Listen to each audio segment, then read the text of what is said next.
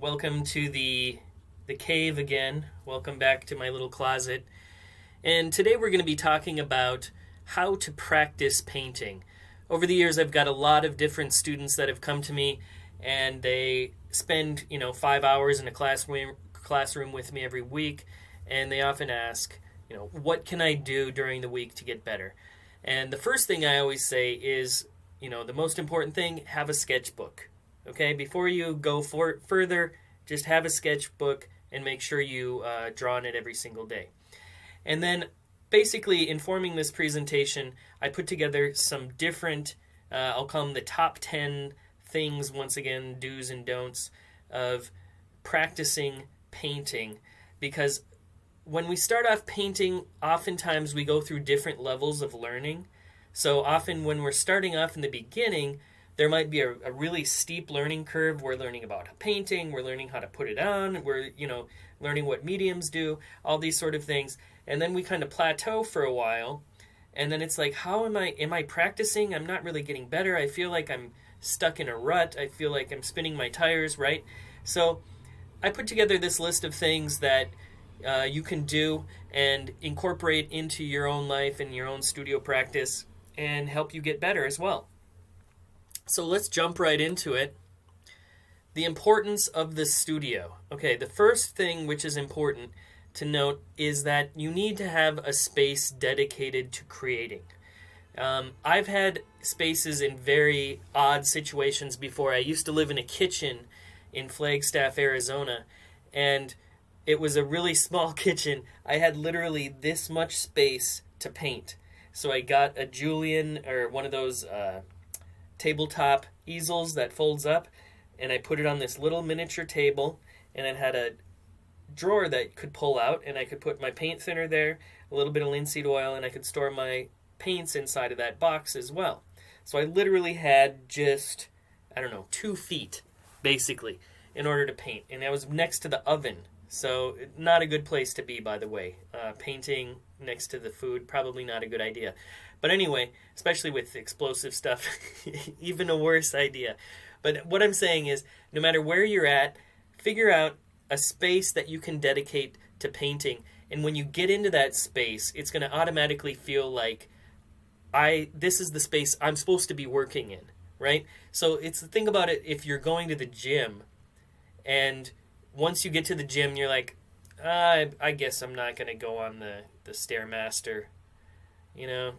I got here, but I just don't really feel like working out now. Going on the treadmill. Ugh, right? You're not going to be like that because you're already in the gym. So once you get into the gym, you're going to start working out.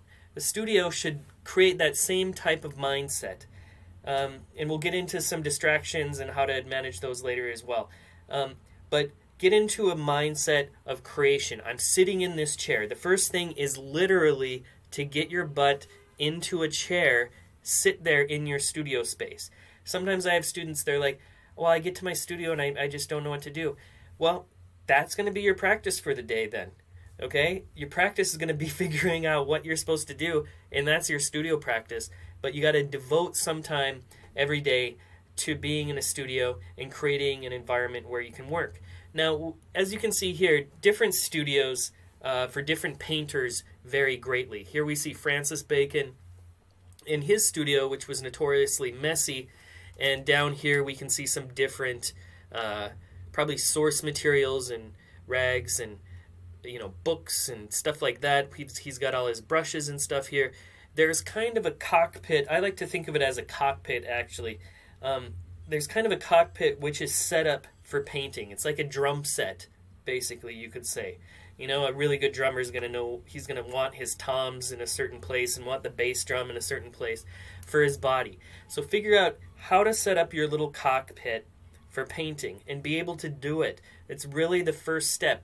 If you come into your studio and your palette has a bunch of paint on it, you got no paints on your palette, you've got a brush that's crusty and now you got to go, deal with that for 20 minutes trying to clean it, you're never going to start painting.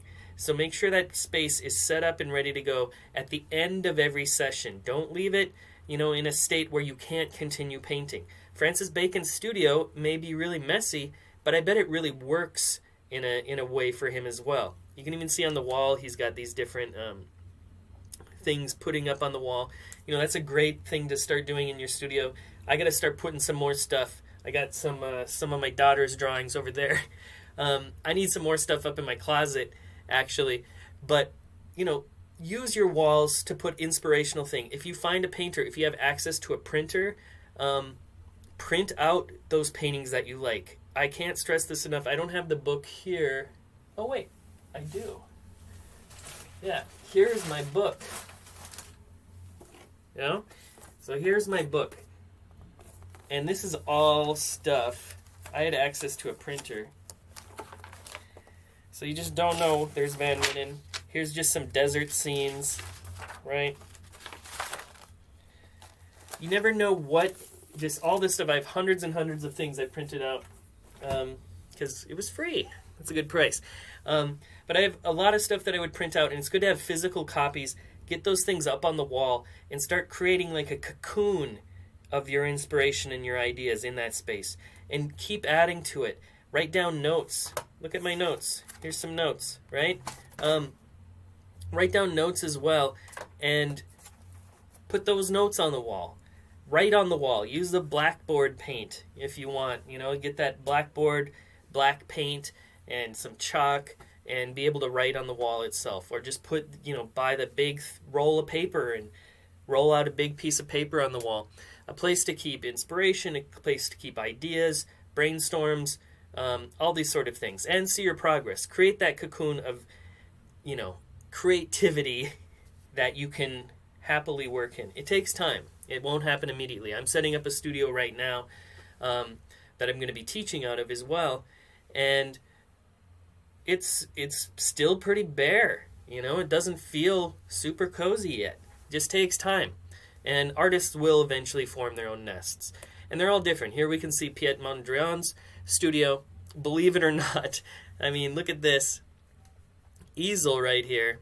And he incorporates his squares. This is a super famous painting of a tree that he did, an earlier one of his works.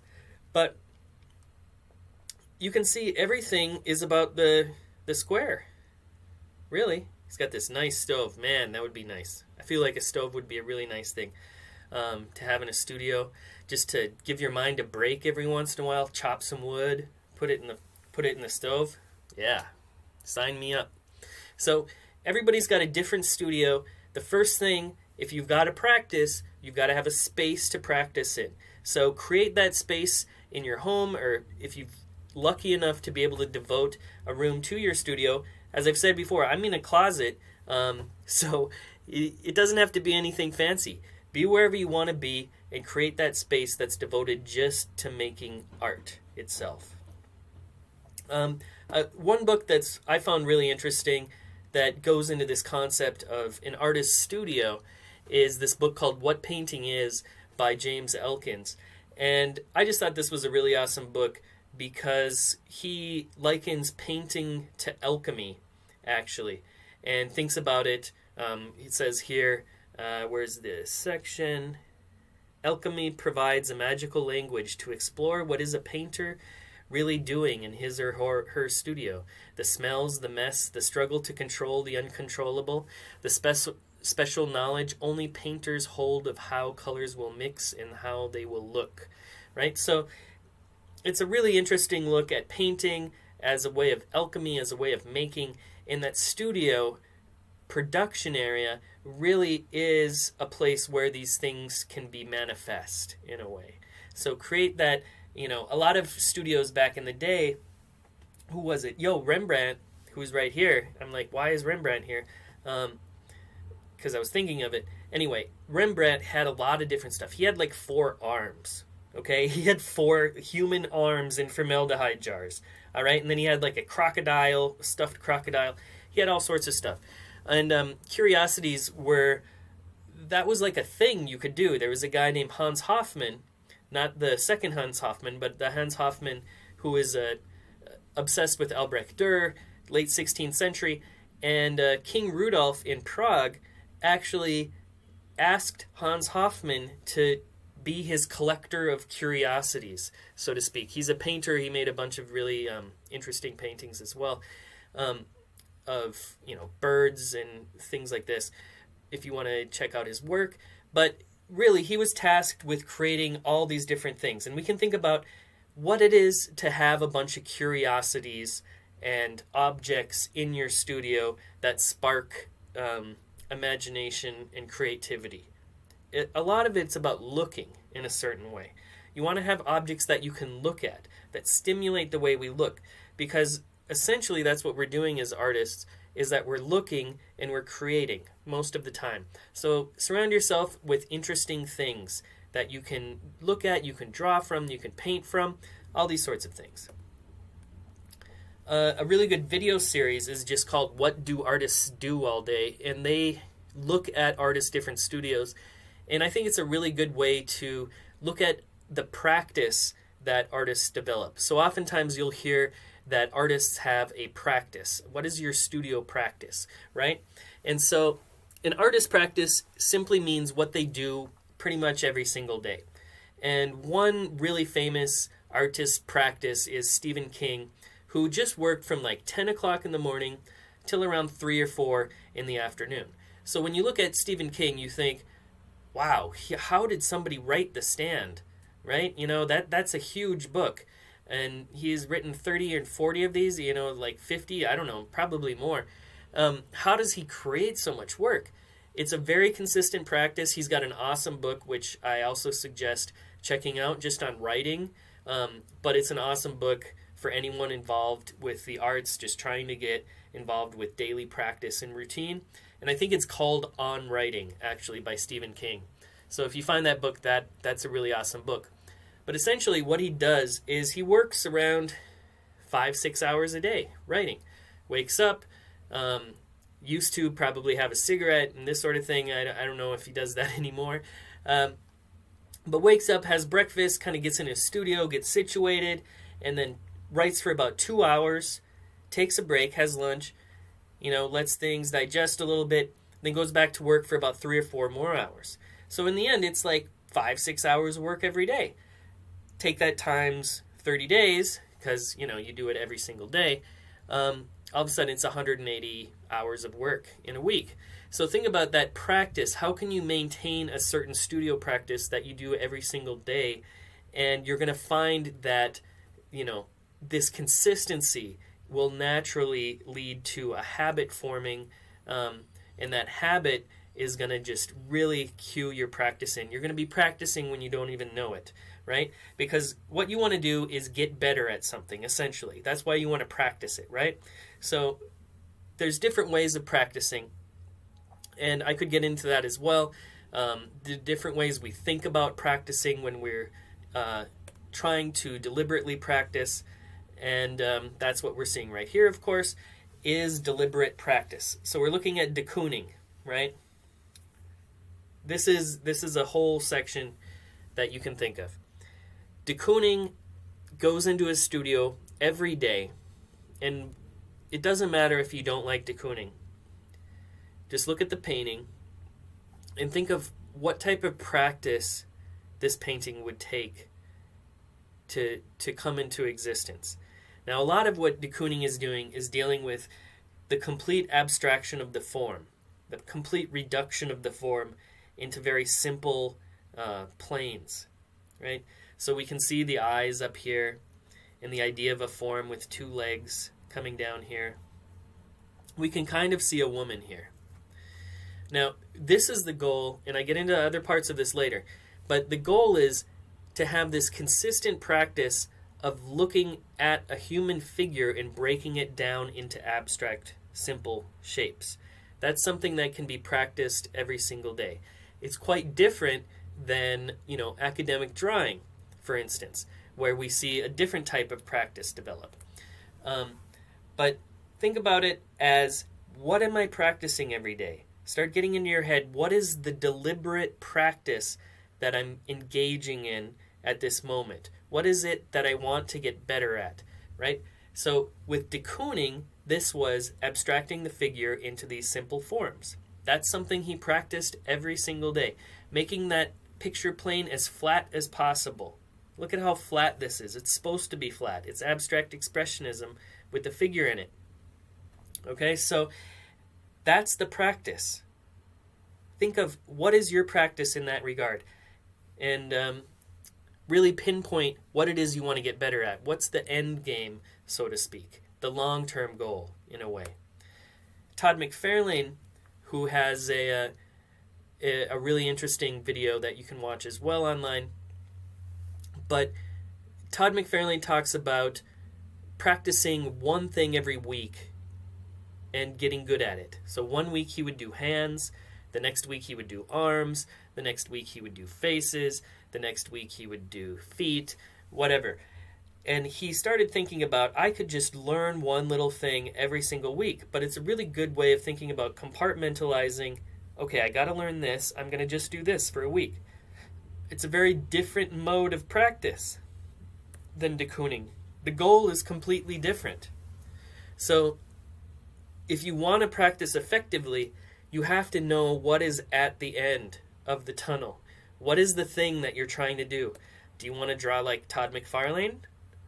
Or do you want to paint like Willem de Kooning? And a lot of this comes from looking. You got to look. It's like readers or writers.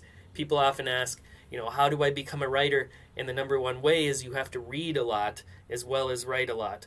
So with painting, absolutely suggest looking a lot at paintings as well as painting a lot of paintings as well. Figure out what that long-term goal is and how you can engage in deliberate practice consistently to form habits to help you achieve that goal. Now, a lot of times when we practice, we look at this cake here, and that looks like it's got a cupcake, might be a cupcake variation. And there's a term that I heard back when I was at the Lime Academy of Fine Arts, which was, you're painting like, you don't want to paint like you're decorating a cake. Nothing against cake decorators out there.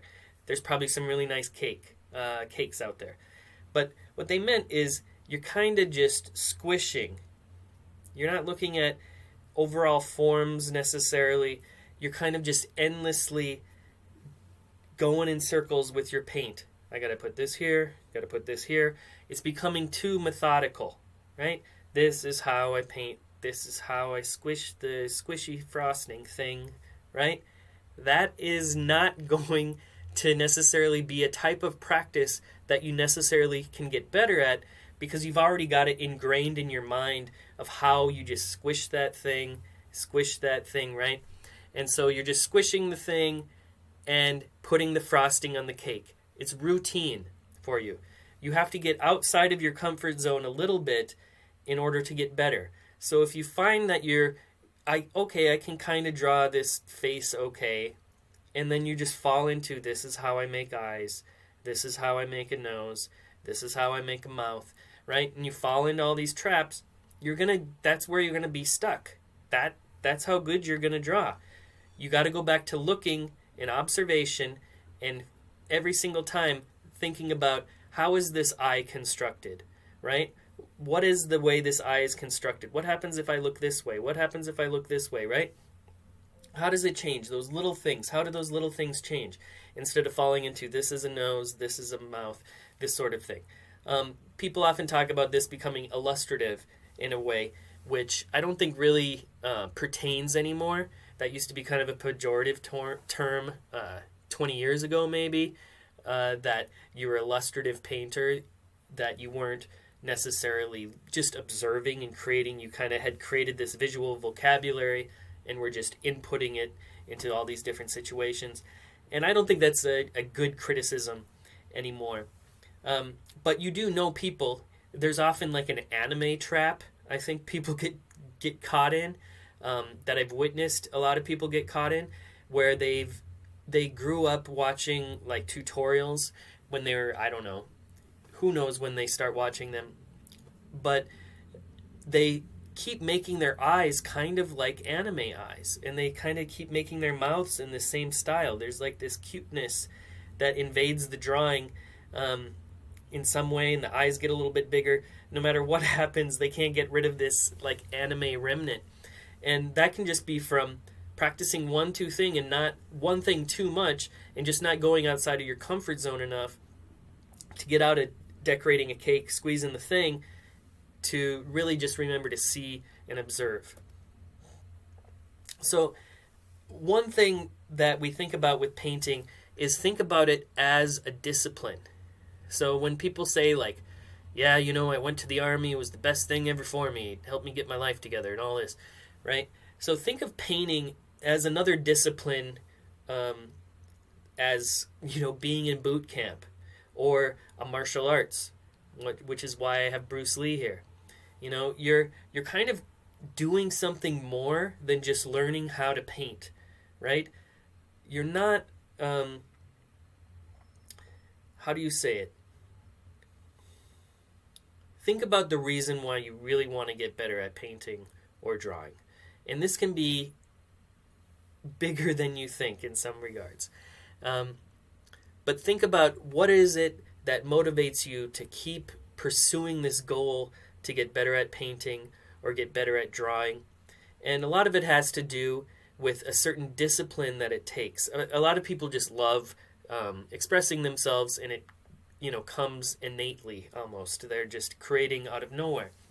But for a lot of other people, it really takes routine practice and commitment, because there's very real deadlines in the art world where you have to create a show by a certain day. And you're supposed to really fill that space with artwork, and they may have planned this show 2 to 3, 5 years in advance, and all of a sudden you really have to have those paintings at that time, So there are certain deadlines that you have to adhere to.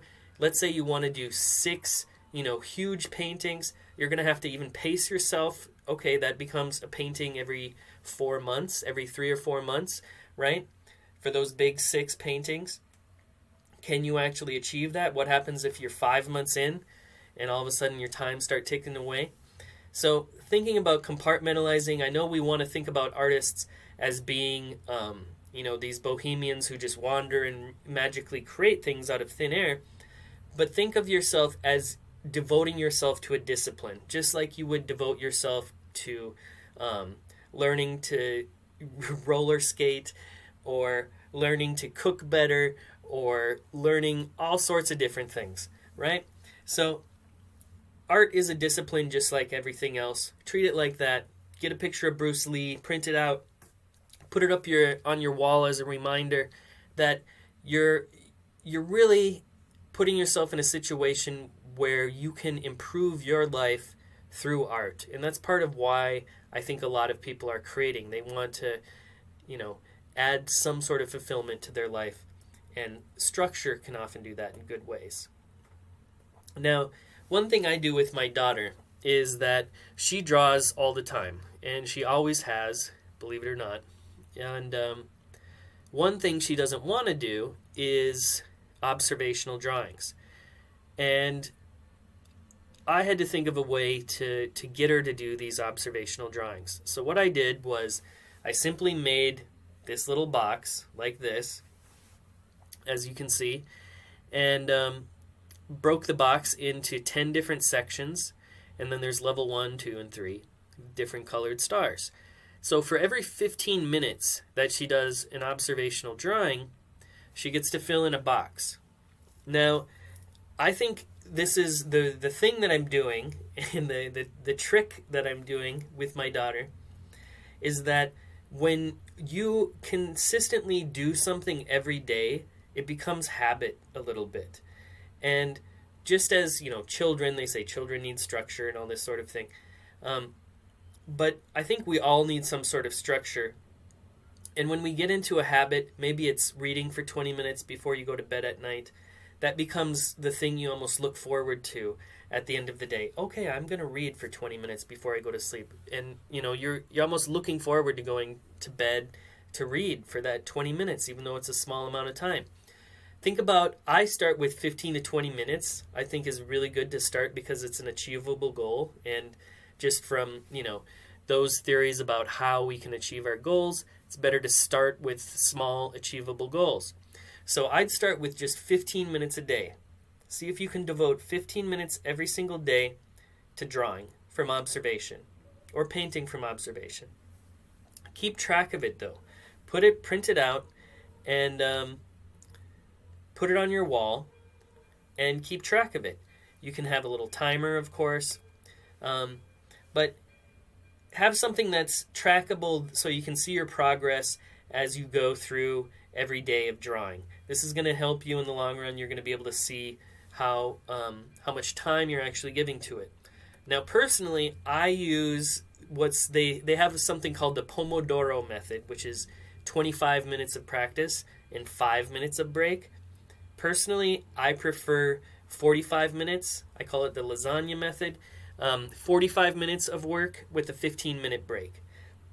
So think about where you're comfortable working at. Do you want to work for 30 minutes, take a 5-minute break?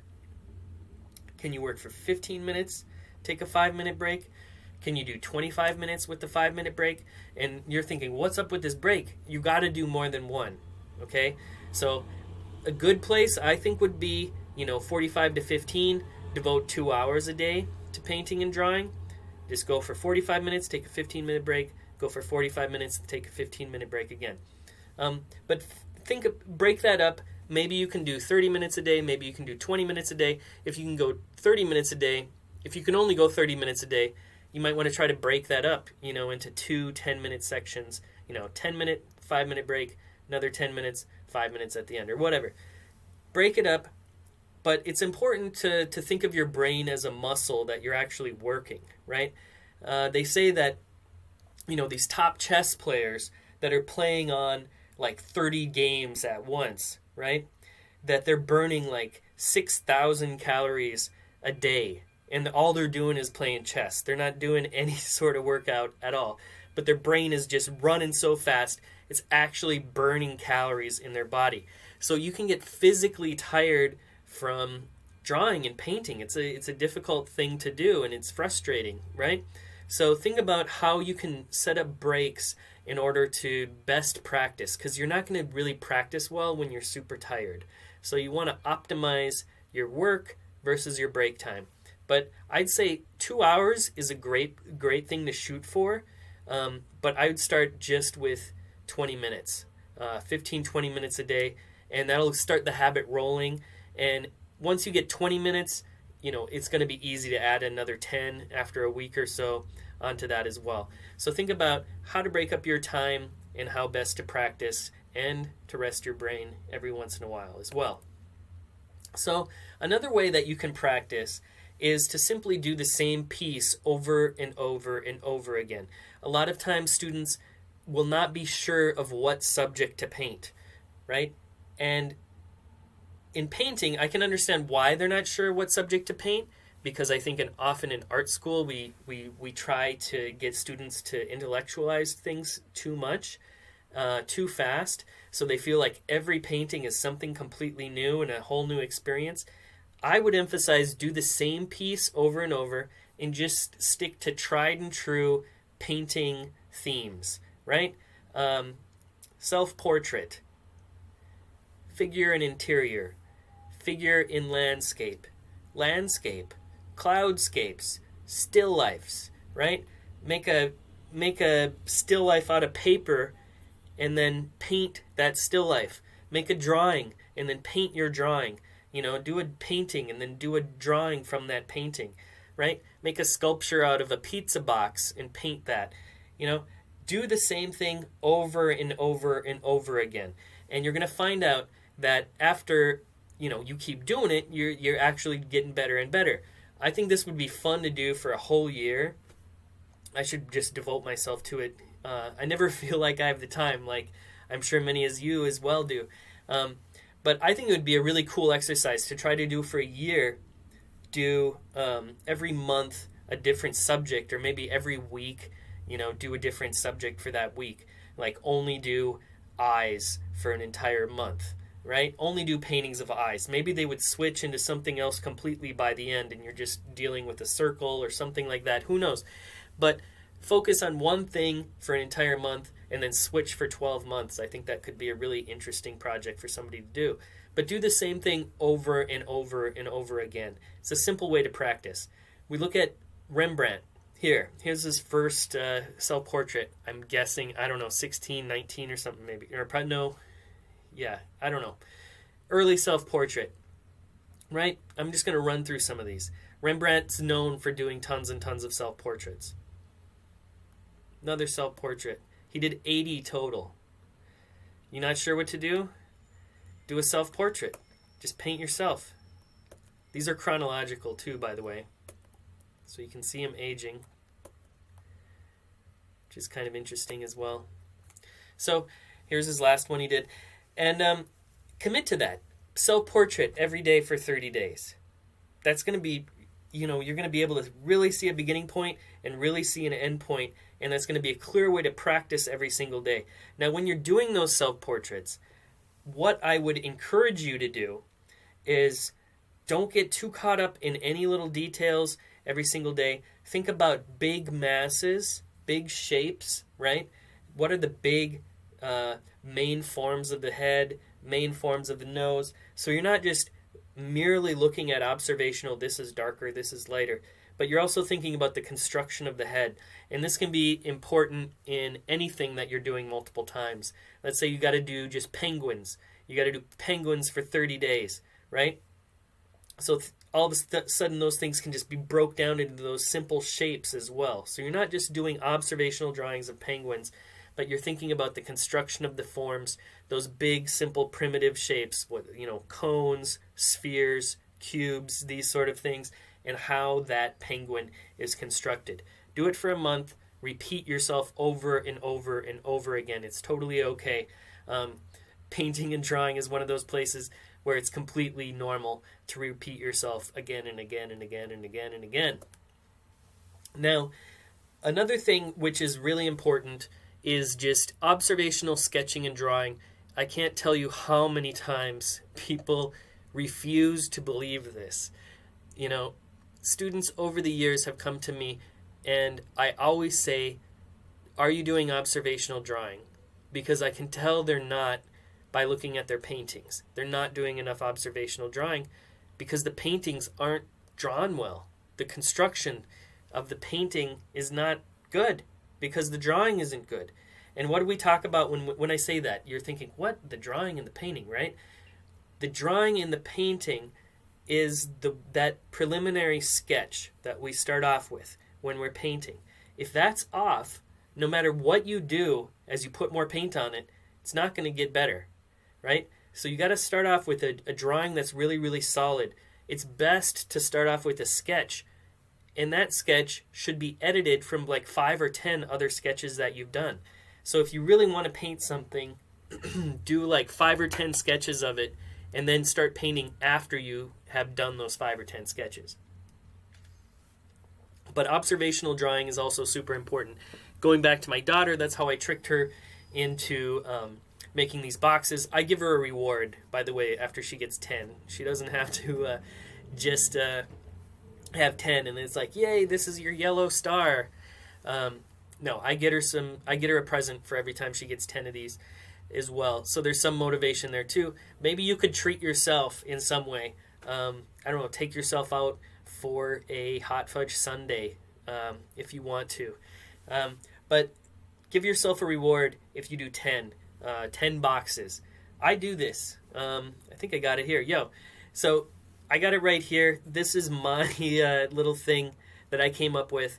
I know they're kind of ridiculous because there's not 5, but I just do 3 and then this way. And then that represents 1 hour, basically, or 15 minutes of some activity. I'm actually, believe it or not, I'm teaching myself right now to write and draw with my left hand as well, because I was just thinking, sometimes my right arm gets tired, basically. And so it'd be cool, and I've been thinking this forever, like, maybe I should, learn to paint and draw. I've always been kind of good, drawing and painting drawing and writing with my left hand anyway. So I started from a pretty good place. But think about how to keep track of that practice every single day. So this is how I'm doing it in my off time. I'm just banging out 15 minutes. Now, one thing I did with my daughter as well, this is a little 15-minute drawing I did with her. She's 9 years old. She looks older here, but it was quick. It's 15 minutes. Here's my materials.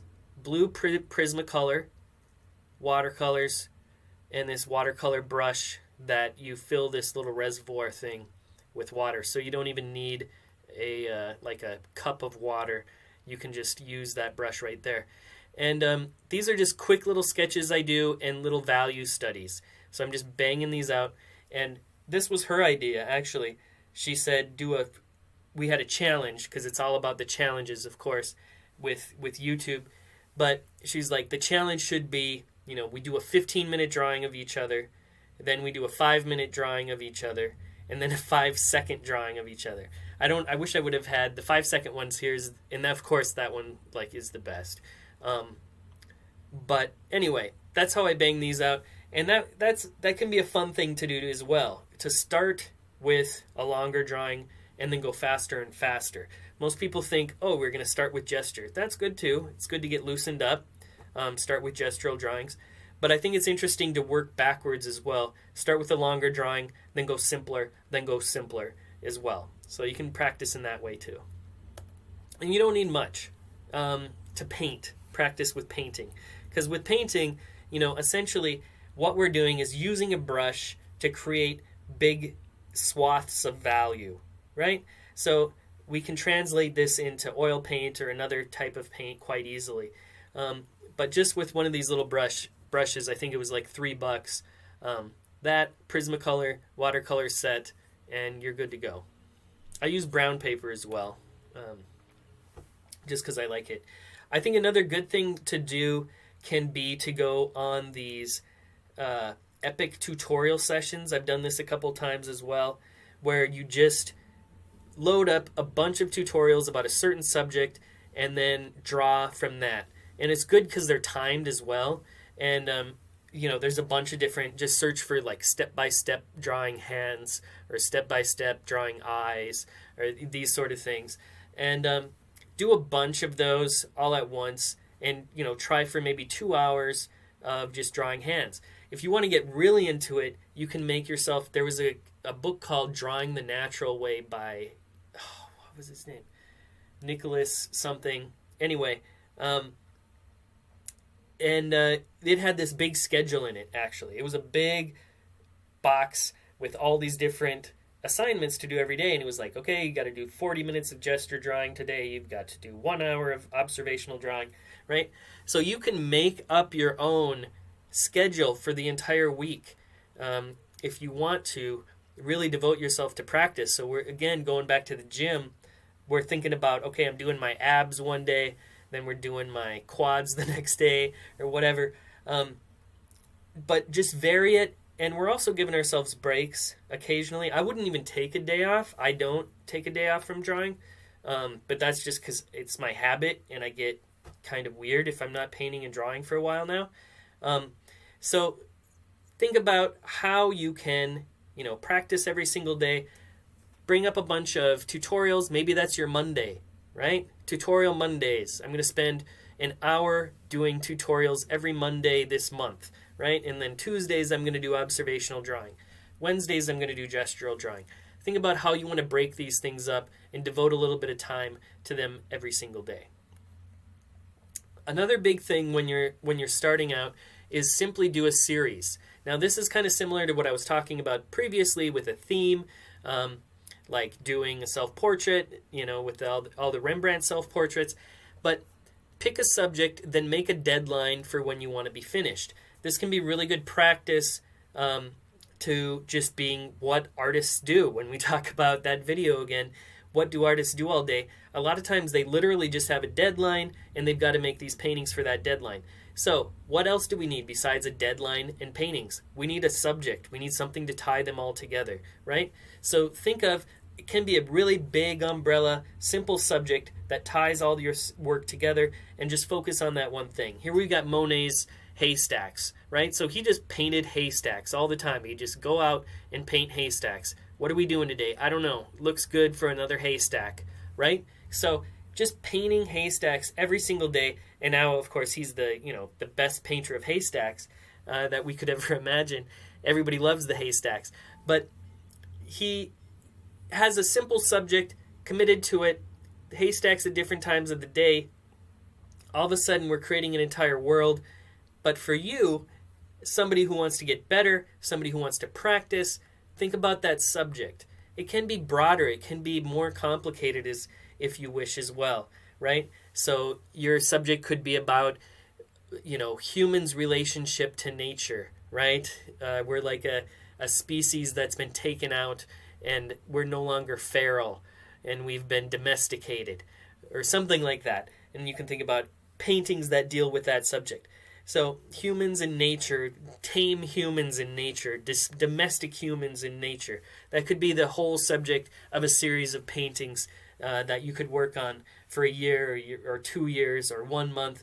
But pick a subject. What is that subject that you're actually digging into, that you want to get better at, and that you want to make paintings of? More importantly, always make paintings of stuff you want to create. Don't waste time making stuff that you don't care about, right? You can use time to deliberately practice certain elements because you want to get better at them, but you want to get better at them because you're actually interested in the subject itself.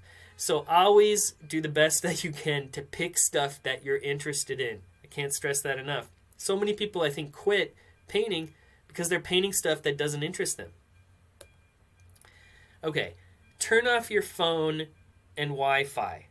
Now, I know this will freak a lot of people out, but distractions destroy creativity, okay?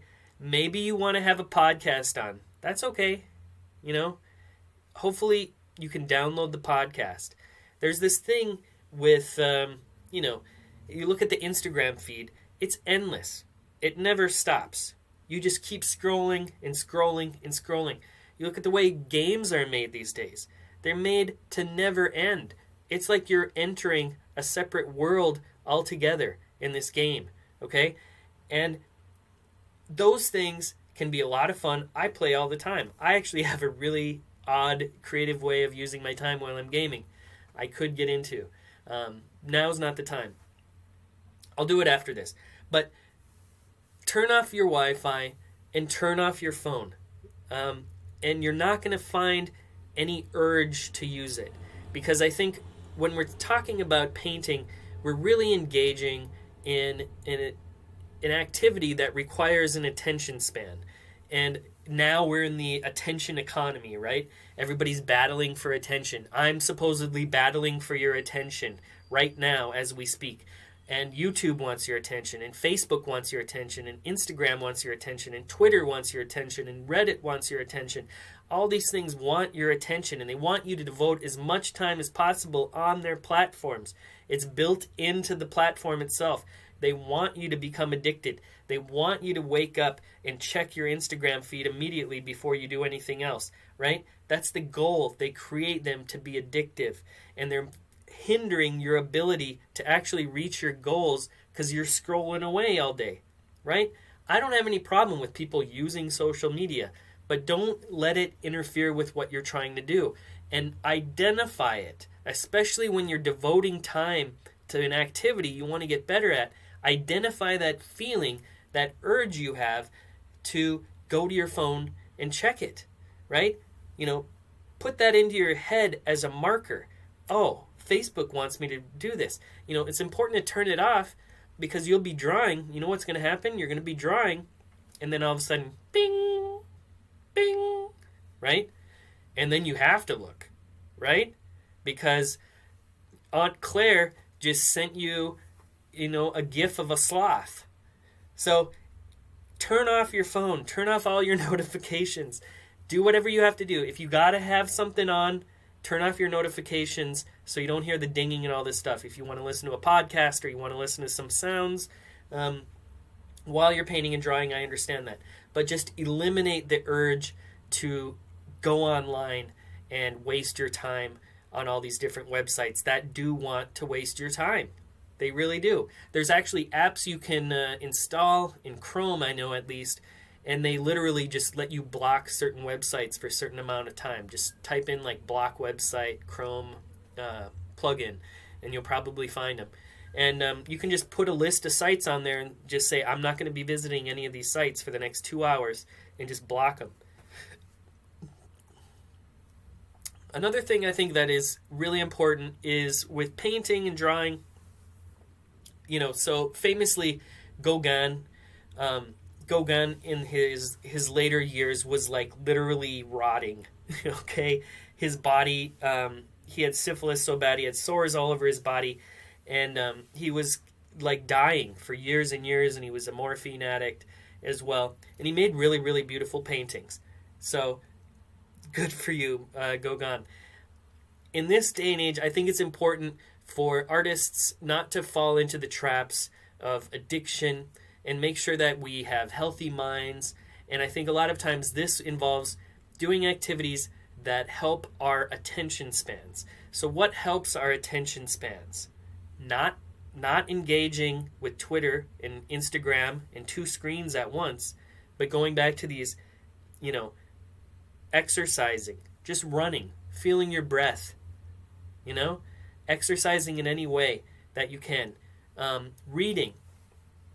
I did this thing. I always wanted to read books. And I know I'm stuck on this 25-minute, 20-minute way of living my life. I think it drives some people crazy. But I decided I'm just going to devote, try to read at least 20 minutes a day. And I started getting back into these books I liked when I was younger. It wasn't serious reading. I wasn't reading just about like complicated art books and Deleuze and this sort of stuff. I was like, I'm just going to read Stephen King. I loved reading Stephen King when I was in high school and junior high and stuff like that. So I'm just reading 20 minutes a day, different Stephen King books. And I think it's good to just break, this obsession with screens and get back into attention, right? So reading is another one of those exercises that's really about building your attention, and we need that sort of attention span if we're going to be painting and drawing. A lot of times people think they're not good because they can't concentrate, because they don't have an attention span that's long enough, and for them, I would encourage figuring out how long can you go, then take a break, and then get back into it. If it's 5 minutes, do 5 minutes, right? Do whatever you can. Do 2 minutes, but you're committed to this and you're going to do well at it. So give yourself that time and know what you can do every single day. With exercise, exercise has all sorts of obviously good benefits. But one of them, I think, is that just simple exercise, getting in your 10,000 steps every day or whatever, walking around the block. If you're lucky enough to live somewhere that has some nature trails of some sort that you're always walking by and you're always driving by, just park and go walk for 15-20 minutes. Decompress from this world a little bit. Turn your phone off again for that 15-20 minutes and just go for a walk. The other thing which we can't do right now, of course, very easily, is travel. But go out and see the world as well. This is from American Werewolf in London, if anybody's wondering. But go out and see the world as well and travel and just stimulate your mind and have new experiences. And that's only going to help and translate into your artwork as well. So read, exercise, travel, get out of your house, see nature, and slow yourself down a little bit as well.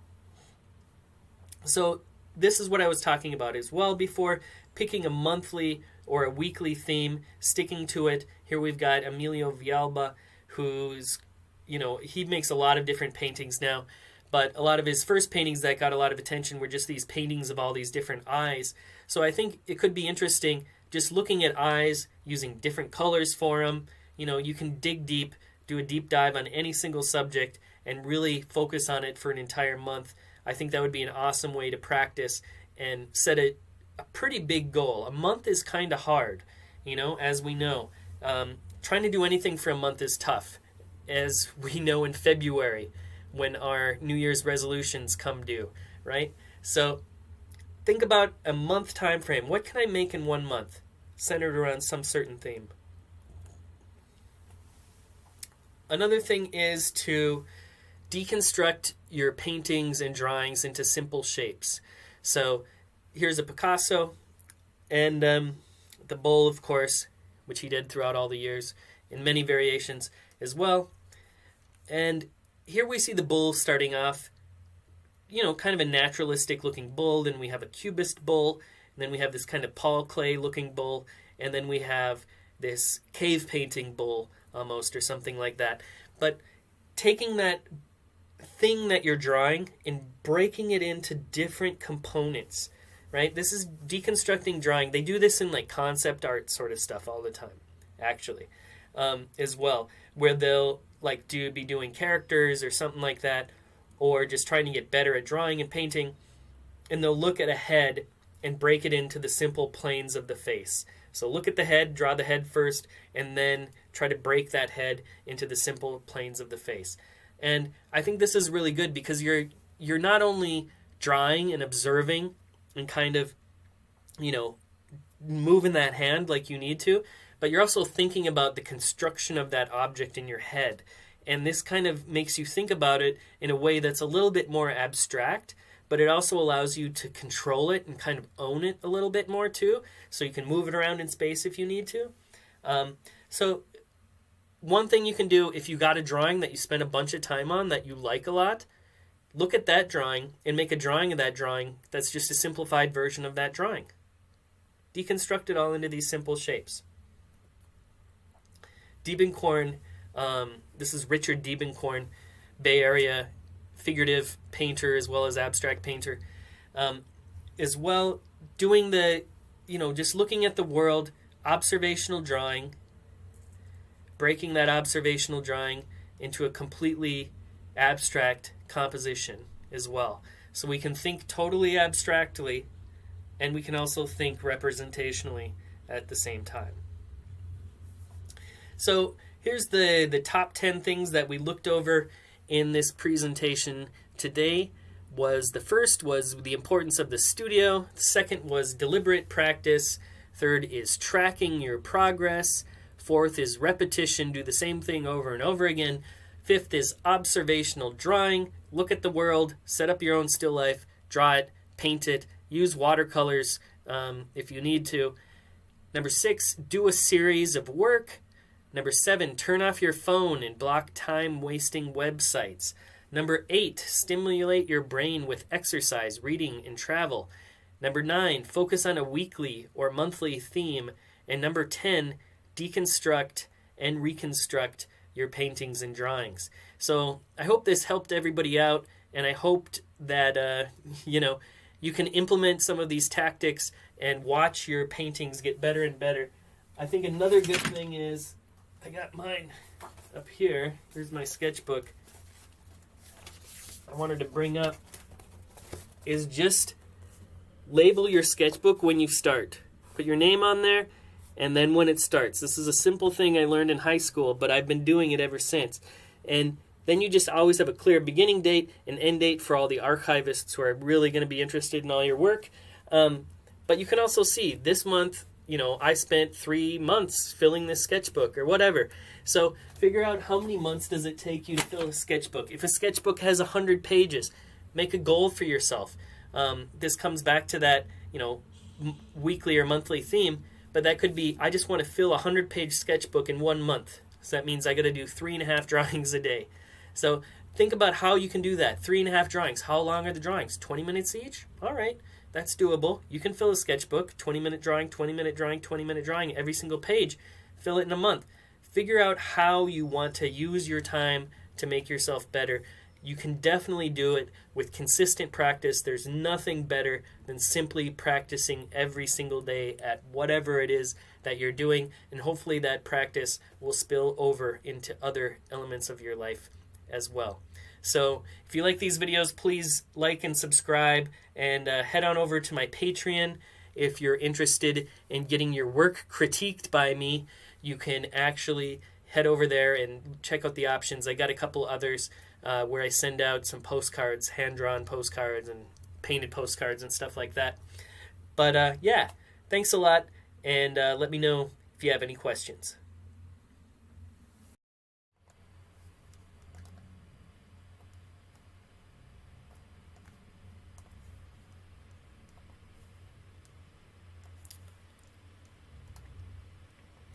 So hopefully we're still streaming.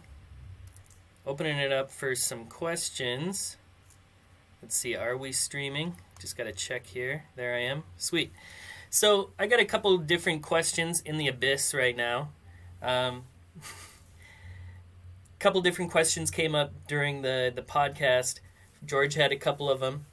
And the first one was, what are some differences between the way people painted over the centuries compared to now, with our access to computers and the distractions that you are currently talking about? So the first thing that pops into my head when I think about this is the way we see, like the way we perceive the world, is actually how we're painting the world. And that's a really important thing to think about when you think about painting. And one really cool thing about painting is that it's like a time capsule back to the past where we really get to see the thing the person made. And we get to see the world through their eyes a little bit. So if we look at the cave painters, for instance, when they're dealing with these cave paintings, we're not really sure why they made them, but they went into these caves probably as part of a ritual, and maybe they were even given some sort of psychedelic drugs or something like that. It was part of a initiation ritual or something like that. But they created paintings as part of that ritualistic environment that they were in. So when we think about today, we currently have a lot of digital distractions and things like this. I think it's totally natural for these digital distractions to also come into painting. The main way I would say is that, we can think about other painters. Let's think about a couple others. Court painters, for instance, right? So we think about kings used to have a court painter. That was like a person that would come and actually paint. They would mainly, make portraits of the other royalty and stuff like that. But they would have to, you can look at Goya. Goya's paintings of aristocrats are super funny because he made them all look ugly and they didn't kill him for some reason. But, how he has to work with the world, obviously through his eyes. And he's got this subject, which is these rich kings and queens and these sort of things. So he has to deal with the reality that he's stuck in. One really kind of, an interesting word about that would be like the zeitgeist of an era. When we talk about the zeitgeist of a time, that means like all the stuff that's happening, right? So all the stuff that's happening in the world right now, coronavirus, all that stuff seeps into art regardless. So of course, digital things are going to like bleed into work naturally. I'm a big fan of analog mediums, of course. That's why I like painting. And that kind of gets into your next question a little bit. What is something which is exclusive to paintings, or almost at least which other mediums and art forms can't express as well? So that's the second question that I got here. And basically, I think that pigments are still one of the purest ways to work with color. We often don't think about that, especially in the age where we have, $5,000 television sets and stuff like this with, millions and millions of colors, right? But when we're talking about a color that's in front of our eyes, we're talking about perception again. Cadmium red is a very, very red that we can really move with our fingers, right? And it's not flattened, it's textural. Part of the problem of the screen, I love screens. We get to talk to each other through a screen. I get to look at all these awesome paintings through a screen. I'm not like anti-technology. But the reason why paintings are awesome is you see them in real life. You go up, you see the texture, you see the movement, you see the mark, and the artist is working with that, pure pigment in his hand, actually. So that's one thing I would think of in terms of how things, how painting is an exclusive medium that's a little bit different than everything else as well. What is my next one? I guess now we're in kind of the age of, if we talked about what is the zeitgeist of our time in terms of painting, one thing that's really interesting is that people promote themselves largely. So we're talking about a time where there's kind of an end of what they used to call gatekeeping. And gatekeeping would be people or institutions that would prevent people from getting into their institutions, right? So there was literally a curator or a person at the salon in France, at the turn of the I get my centuries mixed up. Turn of the 20th century, 1900s, that would not let people in to the salon, right? So now we're in a time where we get to bypass all that sort of stuff, and we can go direct to people. There are still, of course, famous galleries and individuals. They have access to rich people with a lot of money, and that's something that I don't necessarily have. So hopefully that kind of answers that question. What was the next one? So we got Art Stoop here asked, do you think, and anybody else has any more questions, feel free to write them down. I'll get them as they come, or I'll just close up shop. So Art Stoop asks, do you think color theory is more important than impulsive choosing of colors? So one thing, a way of thinking about one way of thinking about painting is similar to how we think about music. So when we think about music, we have tones, and with colors we also have tones, and in music we have harmony, and in painting we also have harmony of colors. So there's certain things that correlate between painting and music. And if you hear me singing, like I've said on other occasions, you know that I'm not singing right. I'm not in key. Yeah? So I think there's certain ways that we perceive the world, and there's certain ways that we think that things are actually pretty. And as we learn about the fundamentals of the way things work, right? And we're like, oh, I don't know about music that much. I play guitar a little bit. But like we know when things are dissonant. That's the word for it. It's dissonant, right? It's like, it's not a pleasing sound.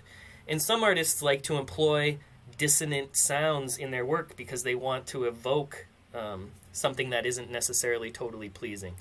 So, impulsive choosing of colors, that kind of, sounds like maybe you like throwing a violin down the steps, and, maybe it's like, blang, clang, tring, blang, blang, and that's a cool sound.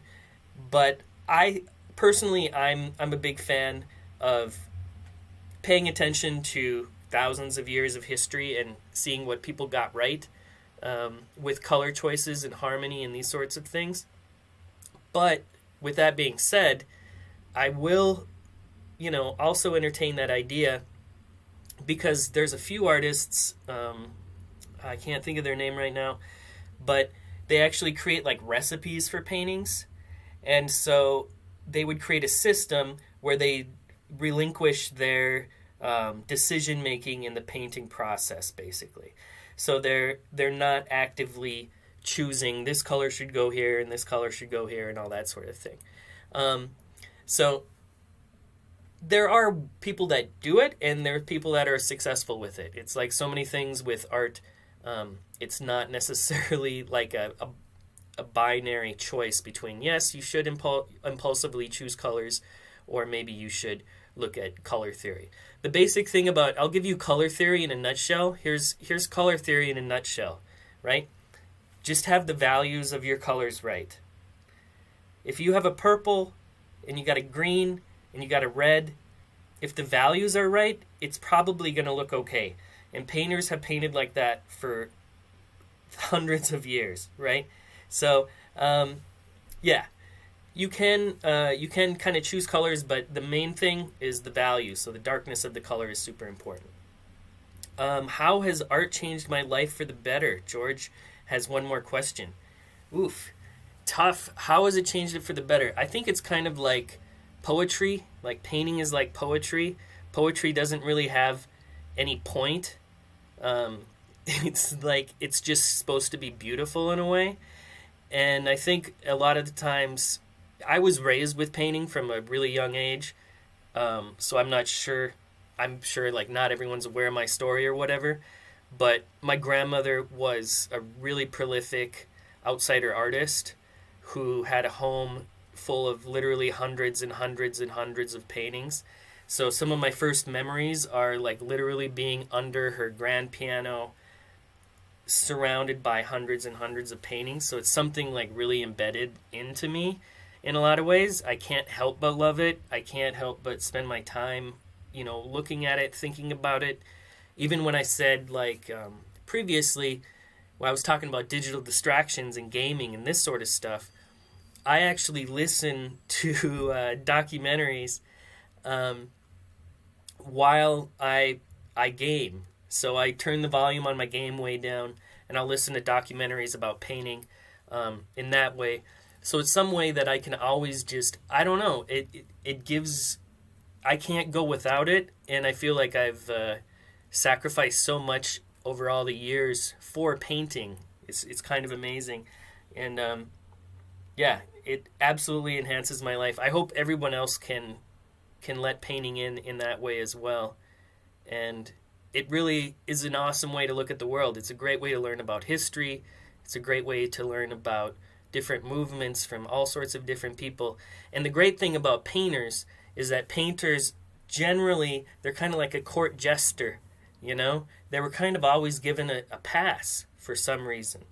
So they got to say things about what was going on during the time that a lot of other people weren't able to say. So you can get a nice little view into history through any painting that you see. It's pretty cool. So if there's any other questions, I will entertain any other questions, or I'll just end the stream. Thanks everybody for watching.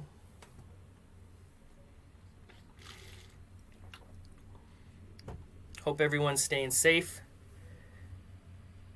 Looks like our questions are finished, and so the live stream will be finished. I'll be doing another one Sunday, so stick around for Sunday. I think it's Sunday at 12 Central Time. Yeah, Sunday at 12 Central Time. I'm in Prague, Czech Republic, but so I got to do the math in my head.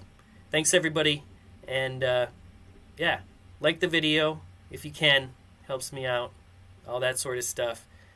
But more importantly, I hope all of you have passion in your lives for painting, and that during these difficult times we can look at some paintings and hopefully connect to humanity and history. Peace.